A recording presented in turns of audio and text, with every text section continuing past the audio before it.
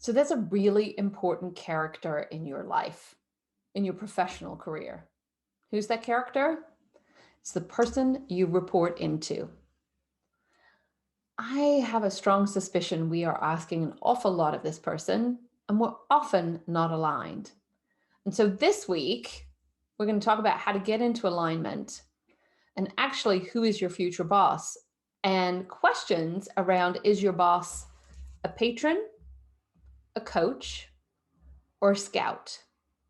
And why you need to know this, and why, if you're out of alignment, things can turn not awesome, and how to turn that around.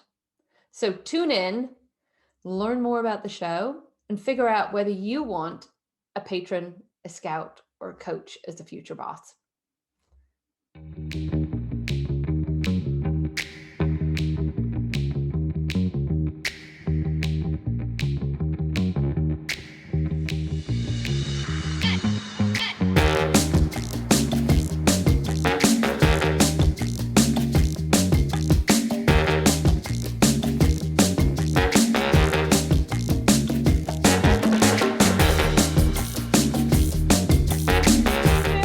We have a small but mighty group today. So for those of you, like Joan, I can't even see you through the blur.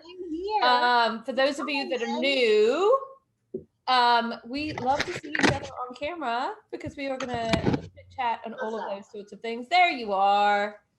I was going to be sad if we didn't get to see my camera. But we've got some regulars. Kimber, I see you hiding back behind Tigger, but if you've got stuff going on, that's all good too. Welcome, Marina, to your first live show. We are all officially crazy here. Meet the gang, who are a bunch of regulars who come into the Future You session.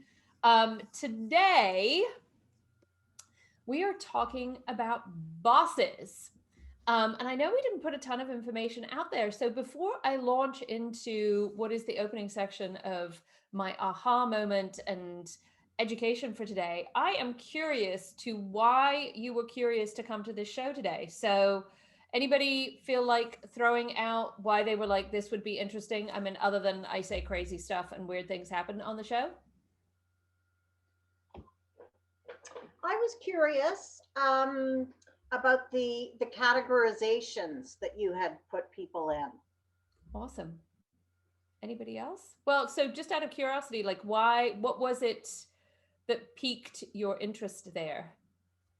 I guess the patron or Patreon, that's an idea I hadn't thought of as far as reporting into someone. Okay. Okay. Well, then let me jump in. As always, folks, remember that Kelly is right there. There. I've got it right. If you have any questions and throw it out, she's also going to be dropping links and resources, all of that good sort of stuff along the way. Feel free to reach out to her along the way if you want to have anything. We are, of course, going to be doing the giveaway. So stick around. We'll be doing the 30-minute session. She's going to be spinning the wheel and all of that good sort of stuff. And of course, once we are done with the show content, turning off the recording button and doing the live Q&A, where it's a free-for-all. We can talk about anything. It is with a nice small group today. We are going to be able to talk about things. So why did I come out with this idea of, well, what I said in the introduction was the concept of a patron, a coach, and employer. And as I say to all of you guys, go out and beta test your ideas and your language with folks and get how do people respond to it. And since we published the show name and the topic, I got some really interesting feedback from my network. And so we are switching it now to patron, coach, and scout, which it will make sense as I go through. But why did I think this was a really important conversation? Well, everybody comes to the Joanna because of one of a couple of reasons. One, they are bored in their current role and they're like, I want to be not bored and I'm a little stuck and I don't know how to get on board.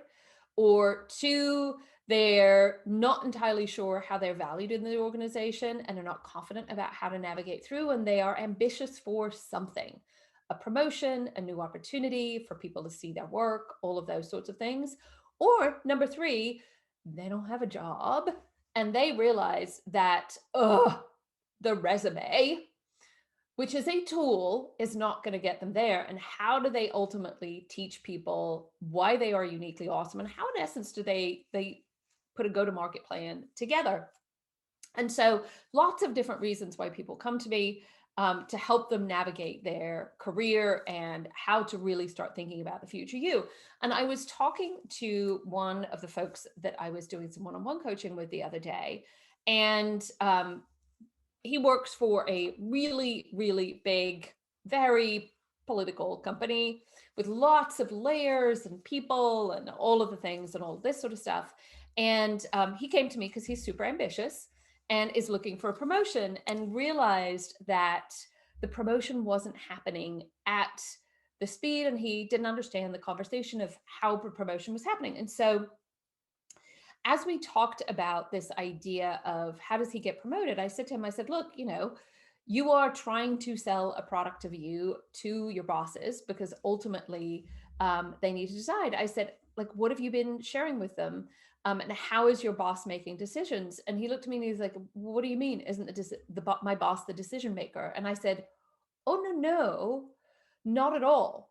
And I said, well, let me ask you a bunch of questions. And I said, take your boss off the table for just a second. I said, who else who reports into your boss is eligible for a promotion? And he said, oh, I've got a couple of people. And I said, great. And I said, well, who else in your team do you thinks they are eligible for a promotion? And we ended up with a list of like 4 people by the end of this conversation. I said, okay, great. I said, first of all, if your boss is going to promote you, he has to justify why he is not going to promote the other 4 people, or he has to be able to promote them all at the same time. So this is problem number 1 you have to come out with, that your boss is going to have to sort out in part of this conversation. And are you making it easy for them? I said, second of all, I said, he was looking for a director level role. And I said, how often do directors get promoted in your organization? And is there equality around director level people across the larger organization? He was like, yes, absolutely. There is equality. And I said, so your boss is also going to have to justify to his peers why you are at the same level as their directors, because the people who are already there or might be being promoted across the organization also need to know this. And he was like, oh, hang on a second, I didn't think about that. And I said, and then last but not least, the other person who needs to know why you are going to get promoted is actually your boss's boss and the people above him. So when we whipped all the way back, I said, look, the why you should get the promotion is not just a conversation with your boss.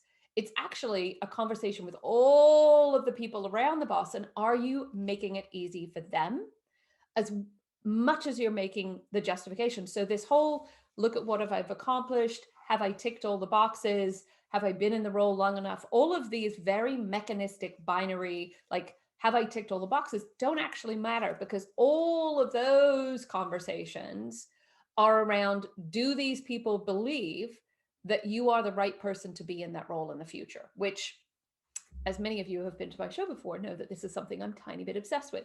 And how do you have that conversation? Which then made me lead into a conversation about if the product of you, which is the thing we are trying to get the boss to say, yes, it should get promoted, is what the boss is having a conversation around. How is he looking at it, and how does he evaluate that product?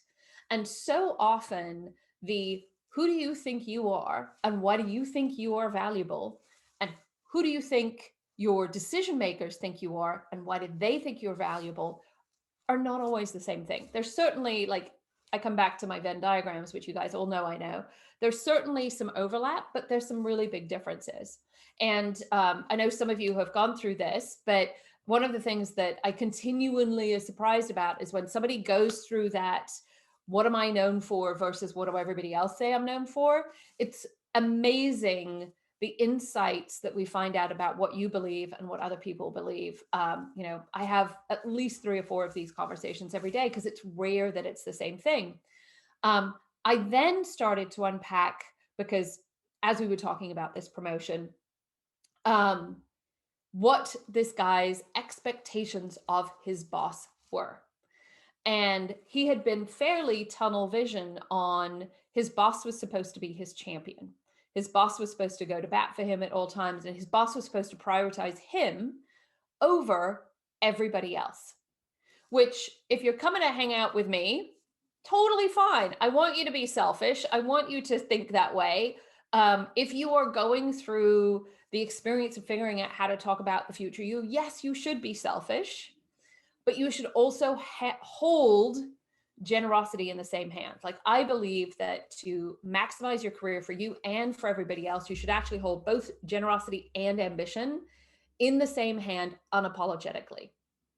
And so really thinking about, like, where is your boss in this whole conversation? And this is where, Joan, we came up with these different characters.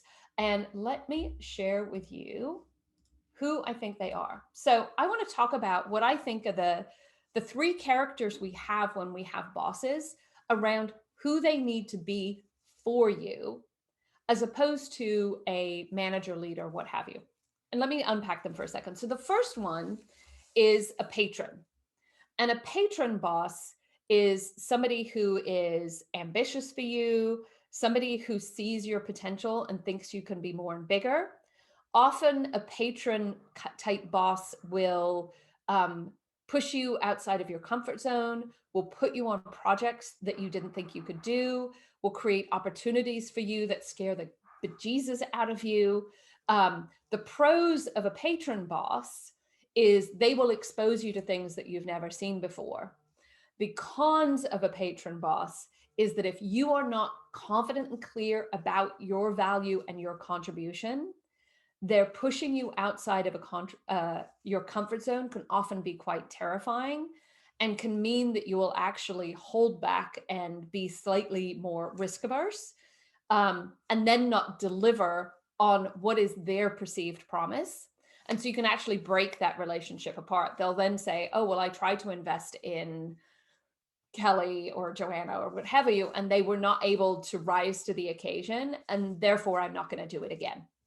So that's who a patron boss is. And yes, I'm being super generic in these characters. The second one, and actually let me do one more piece. The patron boss often is aware and has expertise around what it is you do and can see what you could be if you up leveled your game. So the second person is who I call your coach boss. And a coach boss, unlike your patron boss, not only is a person who's an expert at what it is you do, but also is the person who says, I'm going to teach you my methodologies, my expertise, how to, in essence, to a certain extent, be me when you grow up. Really super important when you're early in your career that you want a lot of coach bosses because you know nothing, right? But how do you finding a coach boss is somebody who comes in and says, like, how do you get better at what it is you do? And you think about in the world of sports, which is where the word coach really comes from. In sports, they're giving you that really fast, tiny impactful feedback to make you just a little bit better at what it is you do, cut a couple of seconds off your speed, all of those sorts of things. So it is somebody who does that fast feedback. Your patron boss may not give a lot of feedback. They may just kind of throw a thing at you and go, figure it out. You can rise to the occasion. A coach boss locks arm in arm with you and moves forward. The pros of a coach boss is they are going to show you the right way based on their experience of what it is, how you need to operate, how you need to navigate. The cons, I think, of a coach boss is the line between feedback, criticism, and micromanagement can really get difficult here. And so if you are not looking to be micromanaged, or if you're not looking for feedback, a coach boss can actually be completely demoralizing because you're not actually looking for that advice. Then the last character in this is what I call a scout boss. Previously called an employer, but somebody said that just didn't sound as fun, positive as the other two characters. So we rebranded it to Scout because we're always playing here at the Amplify Lab. So a scout boss is somebody who absolutely looks for you for your area of expertise. Your scout boss may or may not be an expert in your field, but ultimately What they message and what they need from you is they message trust in who you are and your capabilities. And they need you to be the person who delivers on the vision, who knows what you're doing, and can almost work autonomously. Now, the pro of a scout boss is they usually give you the thing that you want to do and leave you alone, and let you do your thing. The con of a scout boss is they give you your thing, leave you alone, and let you do your thing. And so there's rarely feedback. There's rarely conversation around who could you be. There's rarely those sorts of things. Now, should every single leader or manager figure out how to evolve who this person is based on who they're talking to? And I know if you've hung out with me often, I play very much personally in the coach and patron. I'm currently in coach mode. As you all know, I'm a potentialist at heart. And so I spend an enormous amount of time in patron mode. But sometimes I have to reel myself back and go, you know what, somebody's not ready for me to kind of push them out into the deep end, and I need to reel that back. But should every single manager be all of these characters and actually evolve who they are with the individuals? Yes. But what I believe, similar to all of the other characteristics of who we are in the workplace, is we evolve to be more one than another. And I actually want to give you an example of that in real life, and talk about my own career, because I thought, well, how did this apply to the Joanna world? And as you can see, the other thing that I think is interesting about your profession is what you need as an individual evolves over time.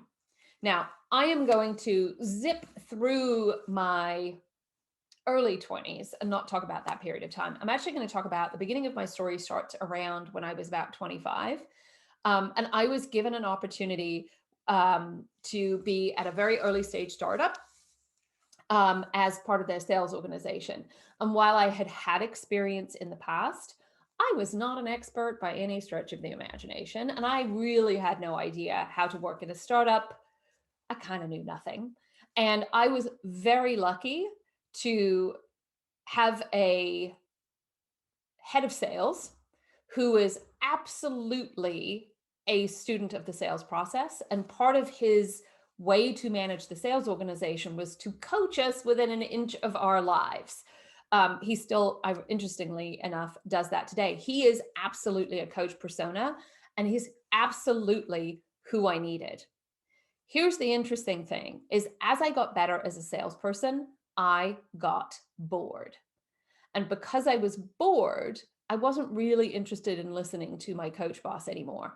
And if you hang around me any long, when I get bored, I'm not an awesome employee. The good news is, as I had been going out and being a salesperson, I had gotten exposure to some of the other members of the executive team at the company I was working for. And one of them called me up out of the blue and said to me, look, we're about to go run this project in Chicago. I'm recruiting 12 people from across the country to move to Chicago for about 3 months. We don't have a job description. We don't know quite what we're going to do with you yet, but we know we need a team for this really strategic project that I can't talk to you about yet. You need to kind of drop everything because we'll need you here in less than 2 weeks. Are you game? Now, big surprise, I was like, absolutely, I'm game. I will move to Chicago with absolutely no understanding of what the heck I'm doing all day because I was bored. But this character for me was absolutely a patron because he saw something in me that I didn't even know existed at the time and gave me an opportunity, which I will point out had no guardrails, I didn't even know what my title was going to be. I took the opportunity, and long story short on that one, I ended up staying there for 2 years instead of the 3 months that was originally scoped. And the entire time worked for a patron boss who continued to throw really big challenges at me with no guardrails, no guidelines, no, this is how it's done, no, this is what the measure of success is. For the team that I worked with, we used to joke that the ongoing narrative in this organization was the statement, why don't you take a stab at that? I had a blast. I learned all sorts of things. It was really fantastic. But as I started looking at those opportunities, A, the project came to an end, and B, by this point, I had now built a portfolio of skills in A, the sales arena, B, sales operations, and then C, in how to do transformation work that required a lot of influence and buy-in from everybody from entry-level person all the way through to executive. And so I was on the look for a new opportunity because I didn't see one at the company I was at, which is why I went looking for somebody who wanted me for this unique set of skills. And I went looking for a scout. And I was very lucky to actually find somebody who needed a scout. The company I went to needed somebody. They had just acquired their biggest competitor, and the two companies were merging, and they needed somebody who could operationalize all of the back end around the merger and didn't have loyalty to one brand or another because there was a lot of emotion in that conversation. And who understood how to influence everybody from the entry level to the executive and all the things. So you can see I was uniquely qualified for that role. And I had a boss who had no idea how to do that or how to guide me through that, but trusted that I could and kind of left me alone to do my own thing, of which I had a blast for. And I would actually say, while I left that job and went on to another one, I actually continued to look for scout bosses because I had a very clear vision about where I could add value. I had a very clear vision around what I was ambitious for. I had a very clear vision around what it is I wanted to do. And really what I wanted, and what a scout boss does for you, is I wanted to be left alone to get things done that I knew I needed to get done. And what I needed from my boss at the time was somebody who would remove obstacles that were in front of me for me, ones that I brought back to him. Now, here's where the story of Joanna's fantastic career with having the right bosses goes off the tracks a little bit, because there was a point in my last job where I didn't have a vision around what it is I wanted to do. I wasn't really sure about how I was adding value. I wasn't clear about what it is I wanted to do. And quite frankly, when I think about who I help most, it's the people who are really either bored in their role and are looking for a way to get out of that boredom state, either within or outside of their company, or they're a little terrified of the future, and aren't entirely sure how to build the confidence and talk about themselves and all those sorts of things. And I was absolutely both bored and scared at the time, even though I was an executive member of the team. And so I was in this category that I call stuck. And as a stuck person, I think we either need a coach or a patron. And my challenge was, my boss at the time was always going to be a scout. It was the primary part of his character. And asking him to be a patron to me was just not realistic. Now, during my time working for him, I actually went to go work for him because he was a scout. And I had also, through mentors and advisors, gone out and found patrons within the organization who could still, because I think you actually need coaches and scouts and patrons at all points in your career. I had other people fulfilling that need for me. But at that point in the career, I needed a patron, but I had a scout as a boss. And this is where things went sour. And inevitably went out, and I figured my own way out of bored and scared, and my own way out of stuck, and brings me to where I am today. But really came back to this idea that, gosh, when who your boss is and who they are for you is not in alignment for who you are and what it is you need, that's when things start getting difficult. Because imagine for a second, and I talked about some of the coats, imagine for a second, you're in need of a coach boss and you have a patron. A patron doesn't necessarily tell you how to do something. They just hope that you will do it. Imagine you had I had a scout boss who I wanted a patron, and it would make me super sad because I was like, he doesn't love me and he doesn't see where the potential is in me. And I had a whole spin it out. And it was terrible. And if you are somebody who is, which is a combo I haven't done. Yeah, if you've got all of the confidence and you want to be left to run your ship, so to speak, if you have a coach boss, well, they're generally getting in your way and asking too many questions and may make you go, hang on a second, am I making the right decision? Or if you're a patron, you're like, no, no, no, no, I know the right decisions to make.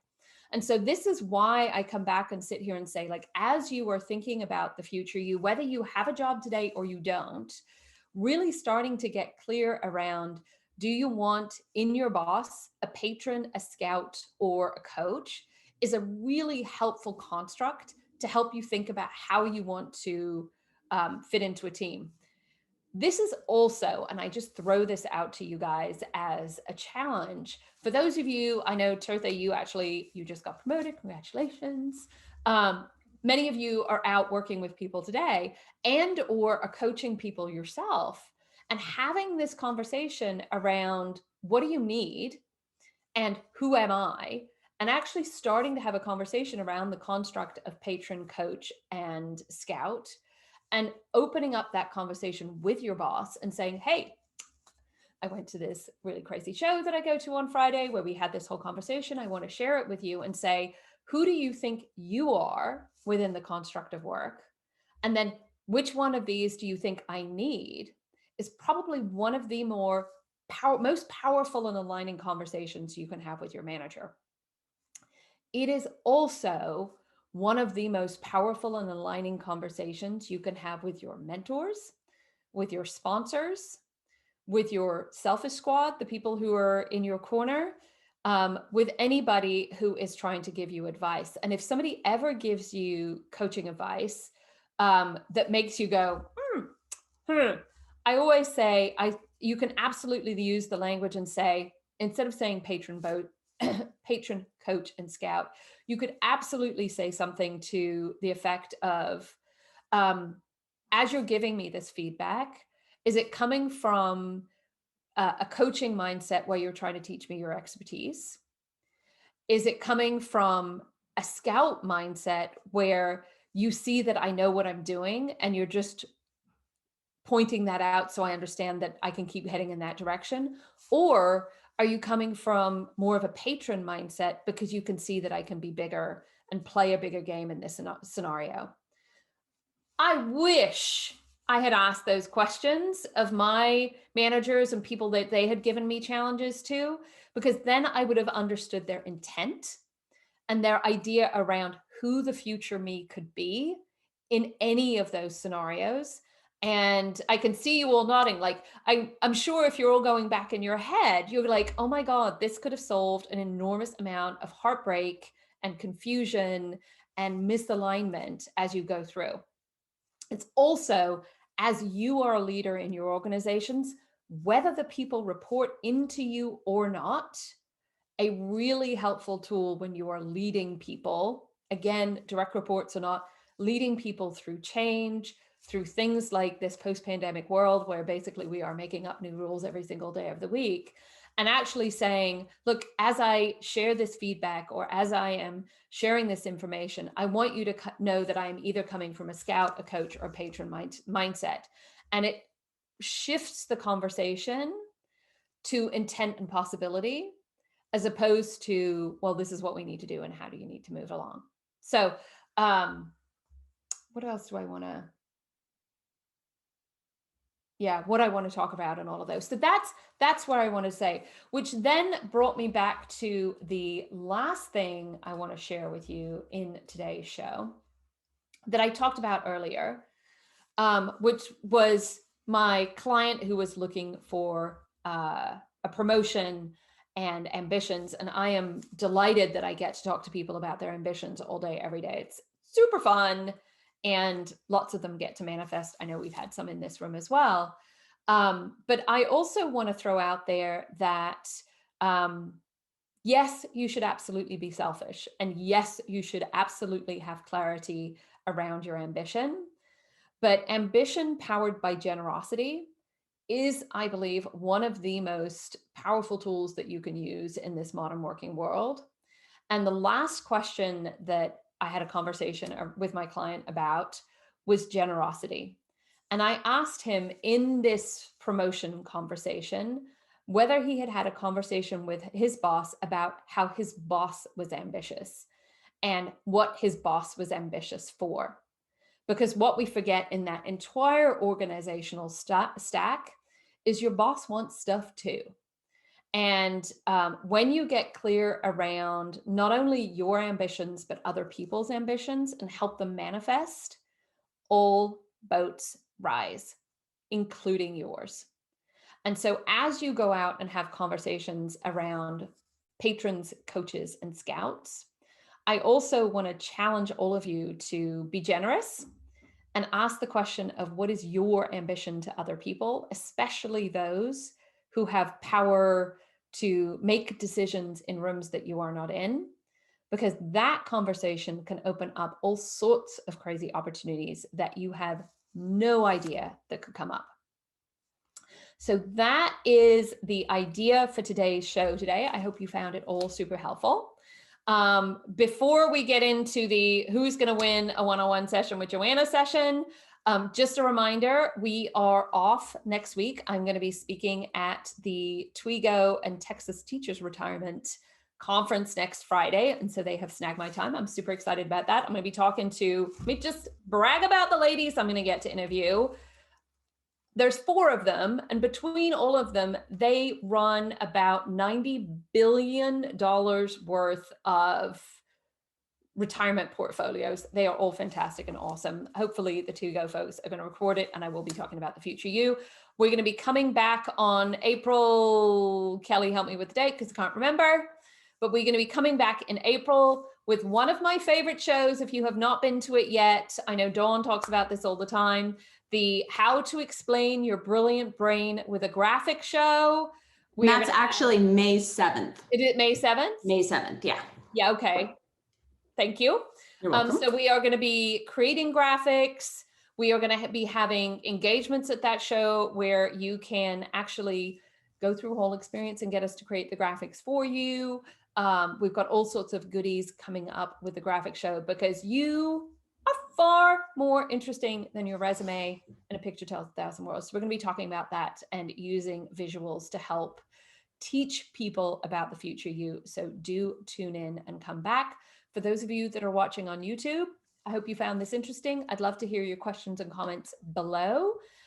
Do also know that we are usually live every Friday at noon Pacific time. Check it out at joannabloor.eventbrite.com. Links are all below. We would love to see you, and feel free to watch any past shows that we have there. Kelly, I think we're over to you now. Yes, well, today is an exciting one. Our winner today is Marina, which is awesome because it's her first time. Yay. Congratulations, Marina. Thank you so much. I'm sorry for the noise here. No worries at all. you. Well, I know I'm excited to get to know you. And I think I did a little stalking on you because you were a noob on today. You are part of Team Tali Yanif. And I think Tali used to work with me way back when, and is one of my favorite people on the planet. So we'll just have to have a Team Tali session as we talk about it. We'll be reaching out to you after the call with information on how to set up the session, what to expect, all of that good sort of stuff. Thank you so much. We are going to say goodbye to the YouTube audience and those people watching this after the show, and open up the session for Q&A. Ultimately, we're here to help you figure out how to teach other people who the future you is so that you can be you in the future. Because the clearer you are about who you are, what you want, and teach other people why that's awesome, the more likely you get to be you. I know, it's a bit of a circle. I'm Joanna, your potentialist and fairy godmother, and I wish you the very best. Thanks for coming.